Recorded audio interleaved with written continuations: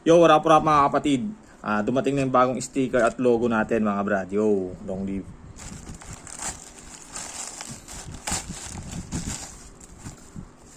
Yan, Tataxi XG Prints ulit. Yan. O, sa mga nagtatanong kung saan ako nagpapagawa ng sticker ko, dito, yan, CXG Prints, yan. Solid to. Kung ano man yung mga request mo, gagawin nila agad. Mga free, meron. Hindi sila mahirap kausap.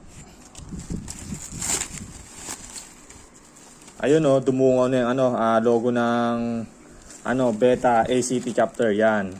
Asin, Camellia at Tulungot chapter, yan. Sa mga taga Camellia Tulungot yan, ito na yung nyo, sticker nyo na pinasabay nyo. Bali free lang pala to, request ko sa sa CXG Prints. Free, ewan ko mga ilang piraso itong binigyan nilang free. Itong logo na to, na Alpaca Paro na logo, Beta ACT chapter.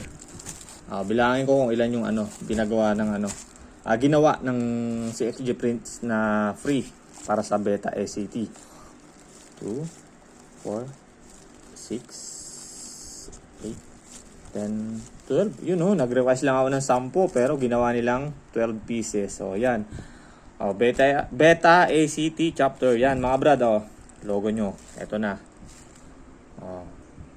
Limited lang kasi free lang ni CXG Prints. Ganda. Patay ng dalawa. Yun. Diba? Red tsaka black. May purpose yan kung bakit ganyan. Pero hindi ko muna sasabihin. Yan. Okay. Kayo bakit meron tong karton.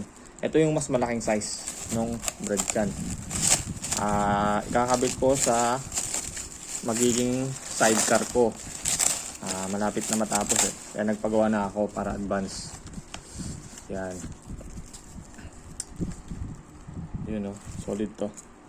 Yan. Okay, yung mga malapit lang sa akin mga kapatid yung mga malapit sa akin.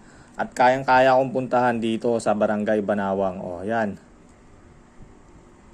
Brad Chan, stay humble. Okay. Gina dito sa Barangay Banawang mga kapatid Okay, long live mga kapatid, yun lang.